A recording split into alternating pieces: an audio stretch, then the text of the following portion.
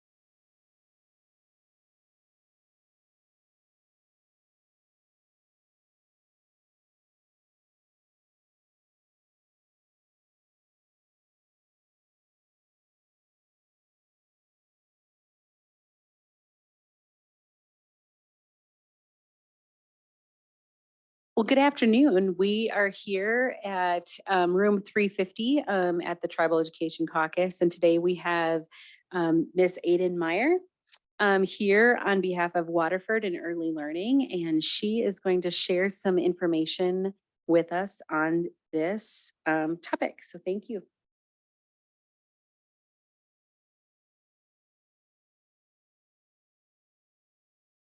There we go. Well, thank you, Carrie, and it's really nice to be included as part of the agenda for the Education and Needing Caucus, and really delighted to talk a little bit about Waterford education. So Waterford first came on our radars about 6 years ago. It came about as a federal grant for Montana for funding early learning for kids.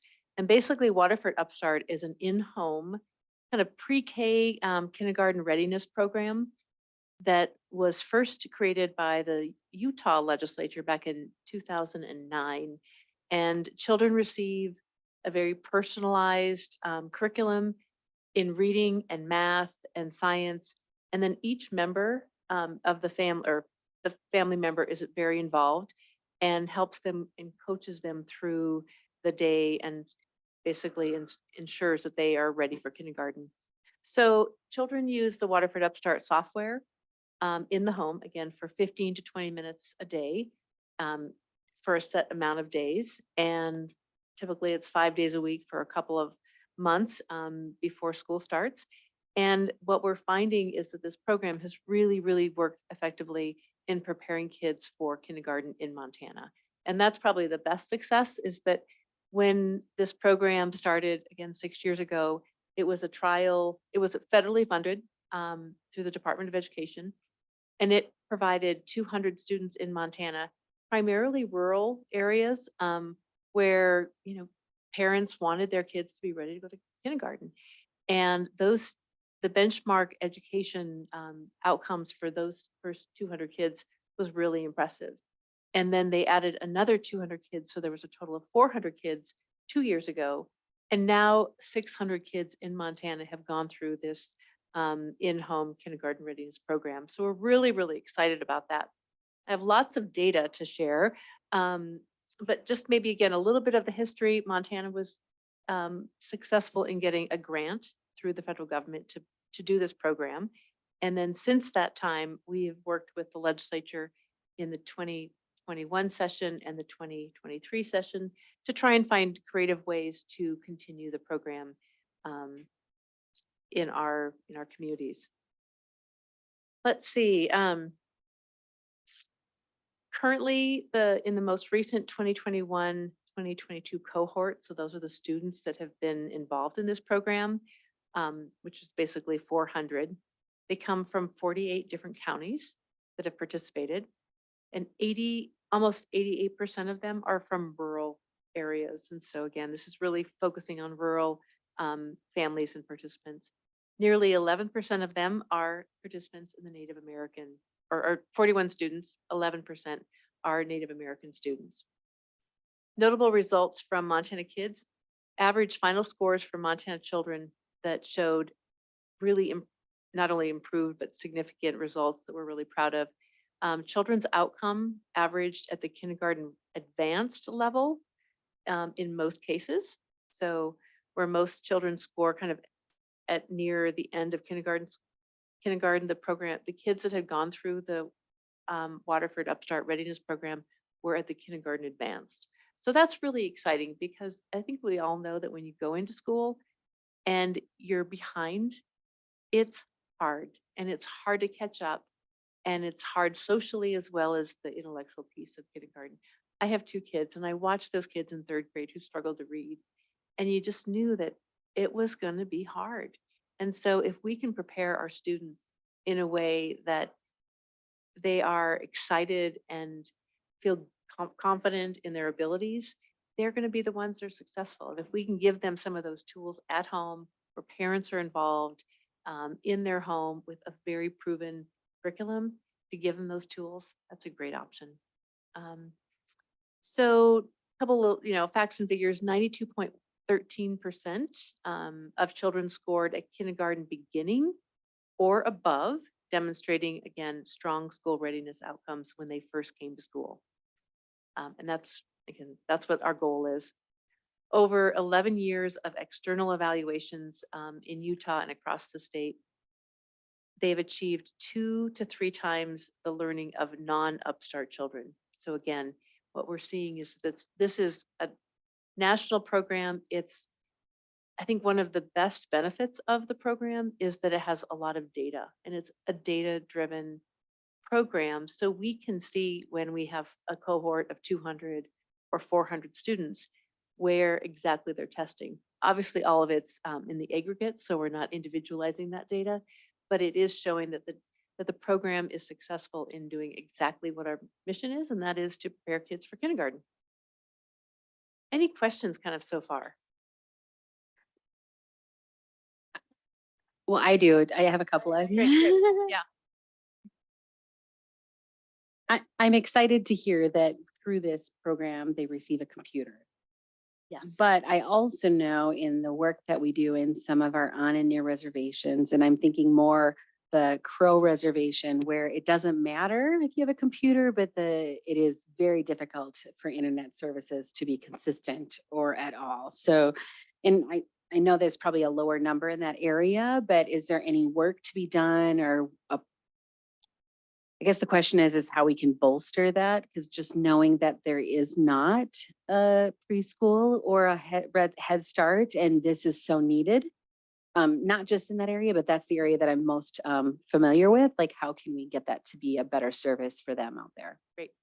Excellent question. I think we can all agree that Montana struggles quite a bit because of that lack of infrastructure on the technology side. I will say that the critical piece of Waterford is that they have a computer at home. A computer at home is no good if it doesn't have access to broadband or some type of ability to get on the internet. So it is the goal of, when they start working with a student and their family, that is a critical piece. They get the computer as part of the program. So they get the free computer, they get the curriculum, but if they don't have a way to access the internet, then that's a problem. And Waterford does everything it can to kind of figure out creative ways to do that, whether sometimes it's new technologies, using your phone. I mean, there are ways to help with that, but continues to be a challenge. I think it's really exciting what's happening in really the bigger legislative discussion about bringing broadband to not only the reservations and other rural areas around the state. So that will continue to improve. Yeah. Yeah. Other questions, Carrie? Yeah.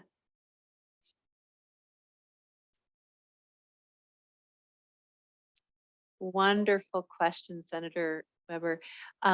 Upstart, when it was first started in Utah, that was a real natural partnership with Head Start. So in a number of communities in Montana, they work hand in hand with Head Start. So it's not a duplicate, it's not a competitive, it's more of I want to say a complementary add-on in the communities where Head Start students can get connected with Upstart. In many ways, it can be almost be duplicative, where you have kids that are Head Start is the entry that these kids might really need this program, and then so it's more of an opening for them to get access to Waterford. And So it's not competitive. It's more, again, it's more complementary. so how is Upstart, how does it compare with Montessori? That's a good question. I think they're two separate programs. Montessori is a different approach or kind of methodology or philosophy. This is different in it's on the computer, so it's technology based and it's advance as you go. So the beautiful thing about technology is if a student is struggling on one front in terms of reading, Mhm. and another student might be not struggling as much, the program can advance at the student's level. And that's important. So, sometimes when you think about a classroom, everyone's expected to be on the same page all the time. Mhm. Well, this program being more of a technology-based program can be where the student is at and then move that student at the appropriate level to get to where they need to go. Where, does that make sense? So Montessori and Upstart really are different. This is also really focused on math, science, and reading.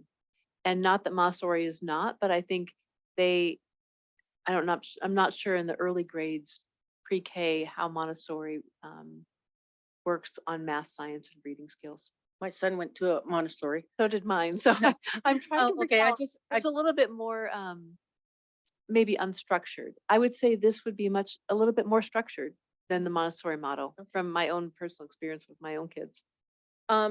Last question. Okay, so there's been a push for the tribes to go bilingual. Mhm. How does this fit into that? Excellent question again. So when we first started having when Waterford Upstart first had conversations with OPI and Commissioner Arnson, that came up, and they are flexible. So we don't necessarily have a component of the Waterford Upstart curriculum that is dealing with Indian language preservation, but it's not out of the question that we could work with. They can adjust the curriculum in Montana, and particularly on the reservations, to make that happen. Just because I see in Browning, there's two counts, in Crow Agency, there's one, Cupping, there's 8, and if I go through here, we have those, Lambert has 2, Pablo has 1. So that's why the question is, almost every one of the reservations are making a huge effort to revitalize the language base, and starting with the very young. Yes. And that's what our Head Start does. And they have speakers within the classroom. And so the children get sensitized to the Blackfeet language on my reservation.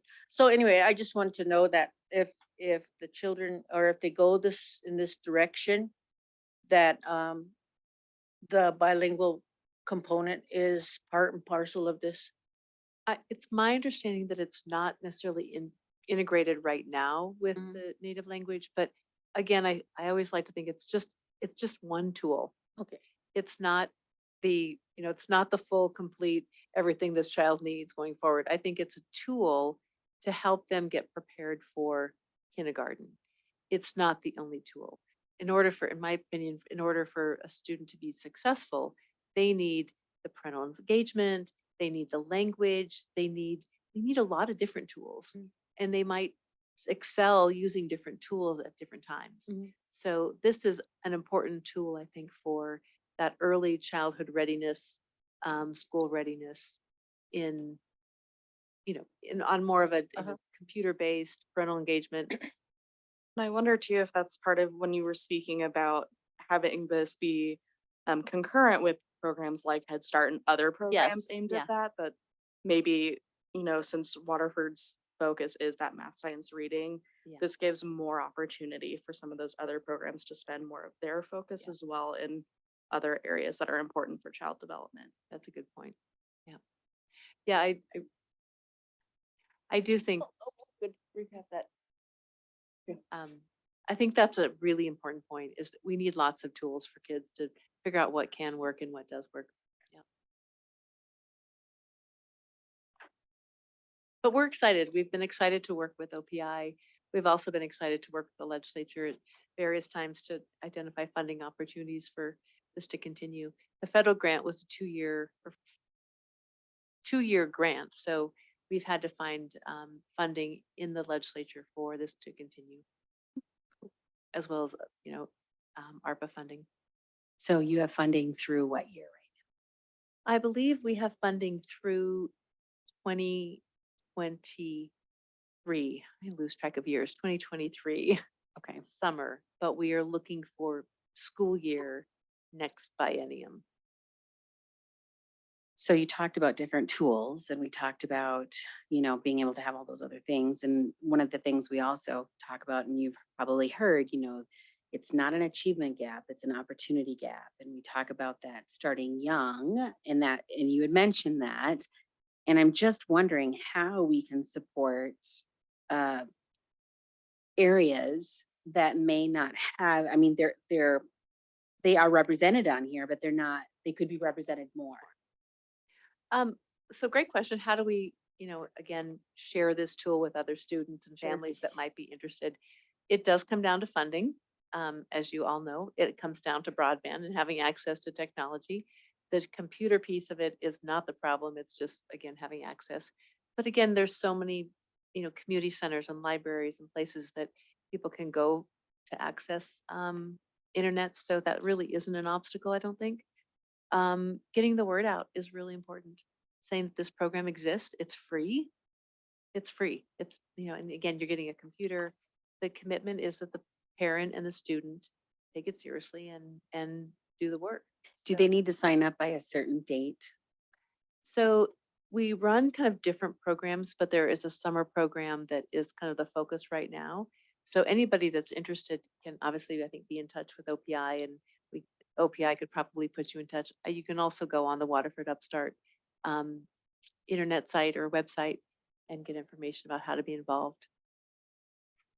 I'm just interested in so one of the units that are in my department is the school improvement. So we definitely have a lot of schools on and in reservations that we're trying to support and get them out of comprehensive support, which is that bottom 5%. Right. And we're also looking, it's more than that, right? I don't want to just rely on that. But if we can spread the word in terms of those schools and summer opportunities, this might be good, because wouldn't it be great then? Could it be part of a summer program where it's not at home, but they're coming to school? Is that a possibility, or does it have to be at the home? It's designed to be at the home. That doesn't mean that they can't be at the home and then bring that experience to a classroom setting over the summer. I mean, again, that just reinforces your learning at home. Then you come to the school over the summer and you share what you're learning. So it's not like it's a either or as much as it is how to figuring out ways to make those two come together, I think is the key. Families, again, a child goes through it, they're into school, they have an younger brother, sister. That's another great way to spread the news.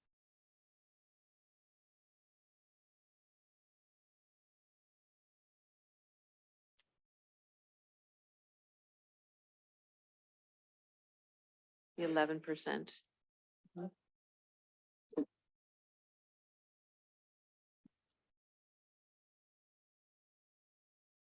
My understanding is 11% of the students in Waterford now are Native American. 11%.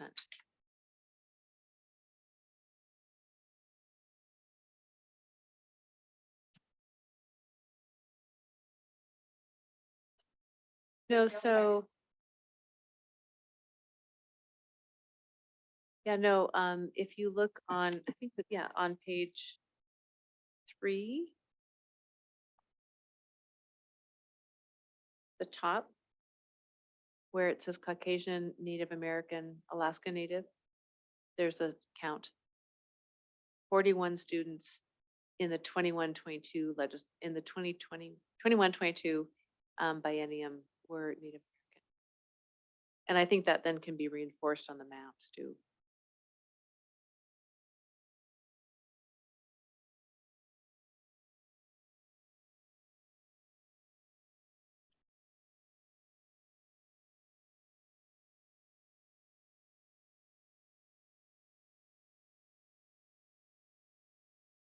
No, it's 15 to 20 minutes a day, 5 days a week. So it's roughly an hour, a little over an hour, less than an hour and a half in a week.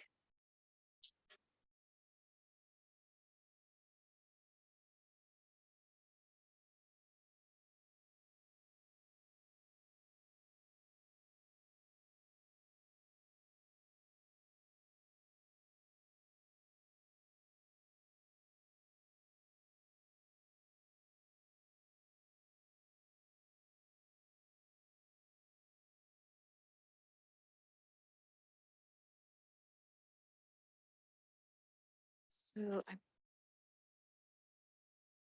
on that page 3 or page 5.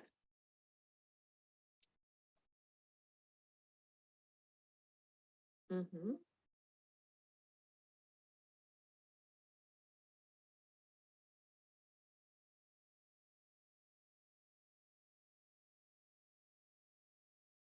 Oh, they're putting it into minutes versus, okay.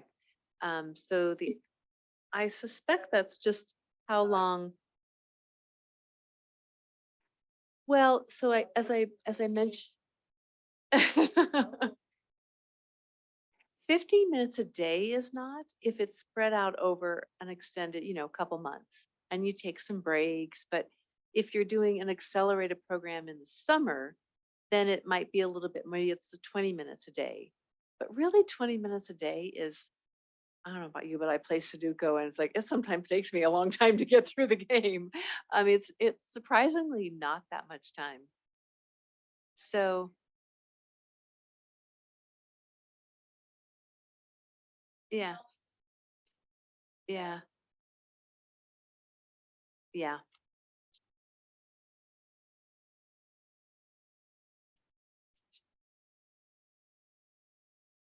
I think yeah, I think the intent, again, intent is that 15 to 20 minutes a day, 5 days a week over a school year or over, so that they're really ready to go into kindergarten.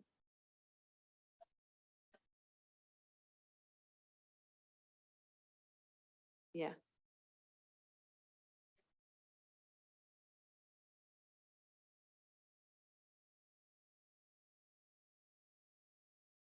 yeah,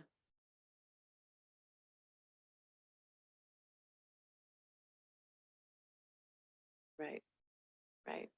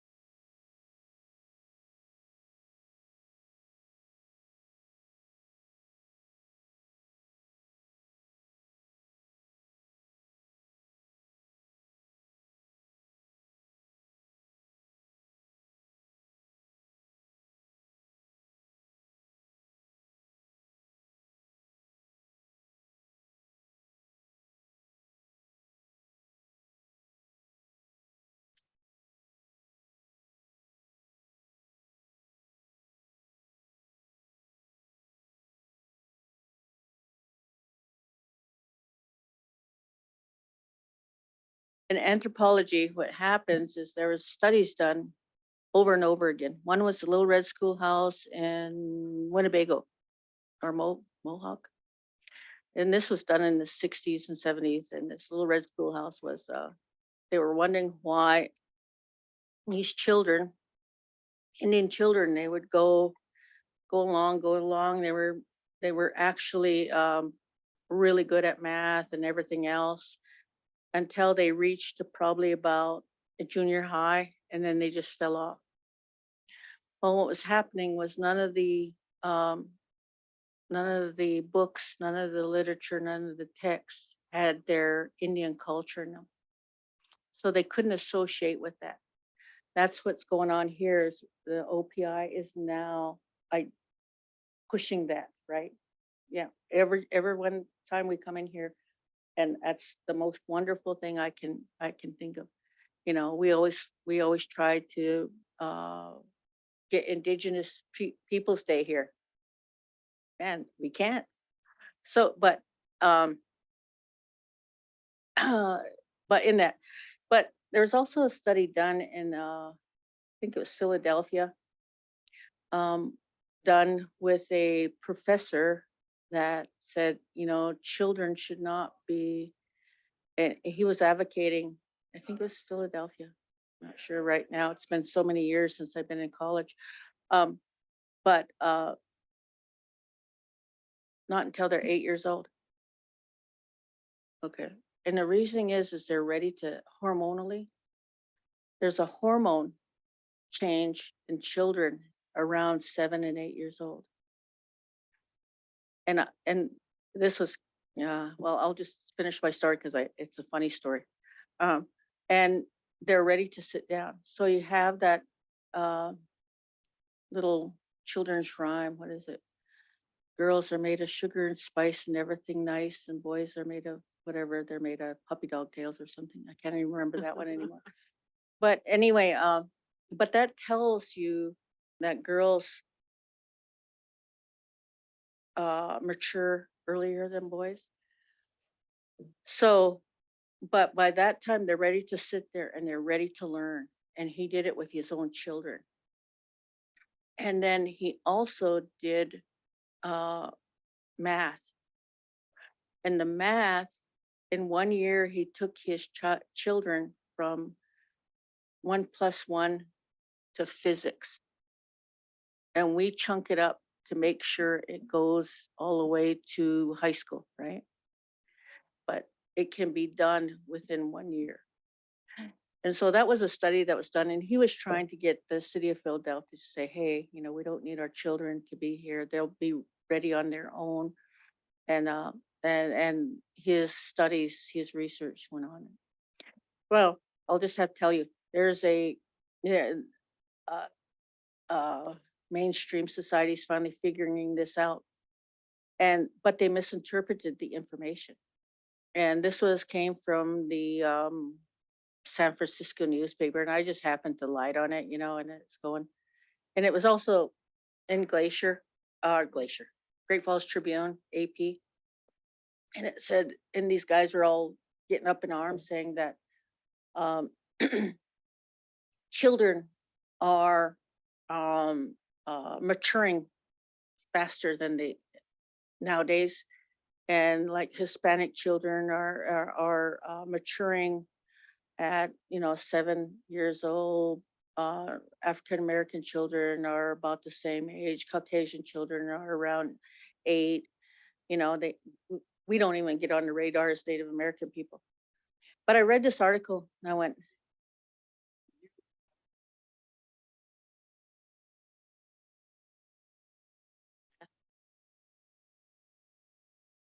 oh no, we get this. Okay.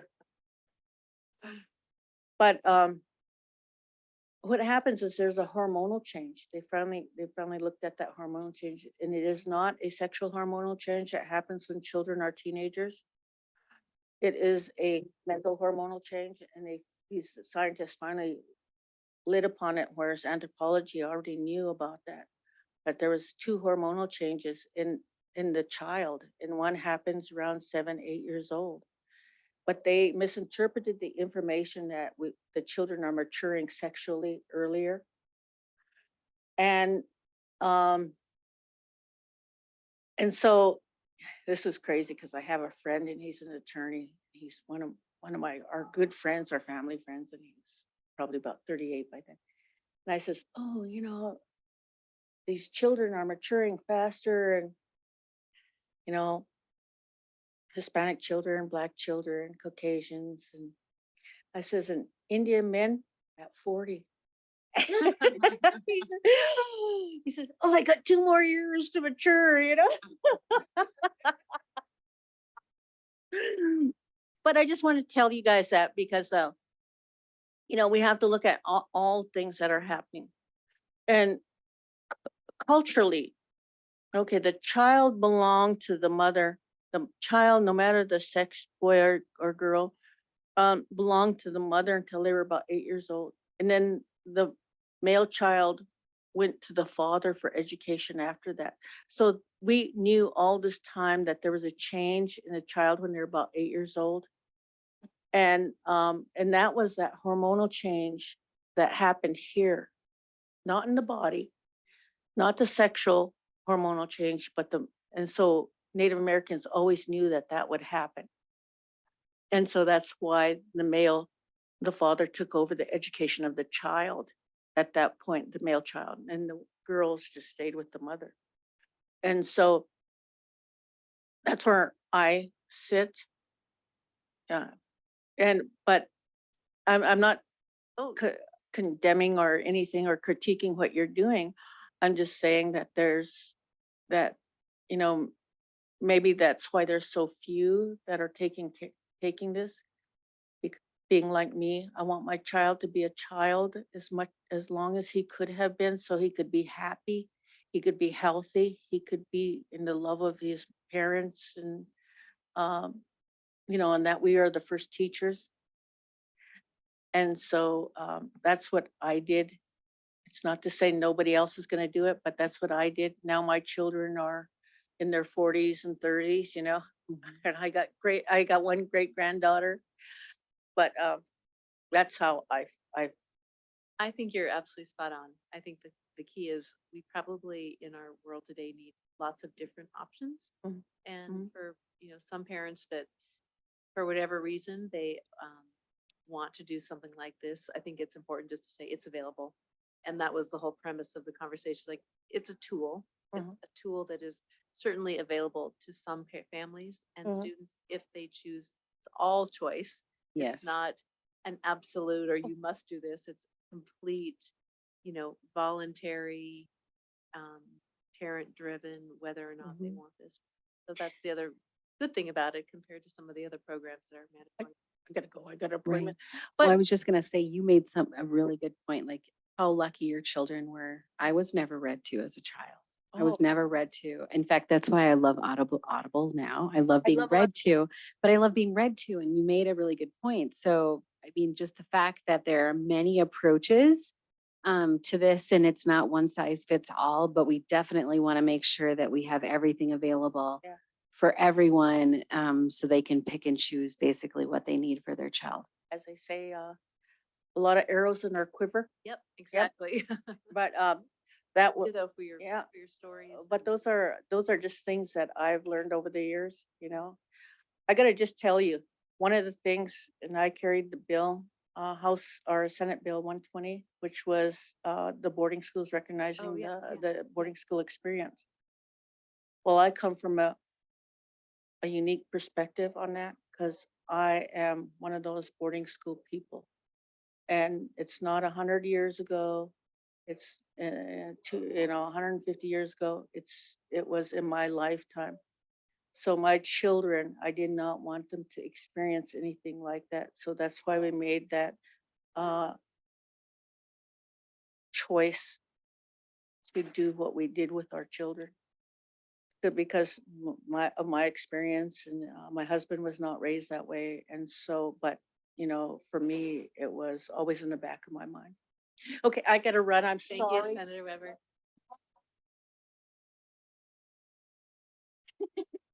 Truly a pleasure.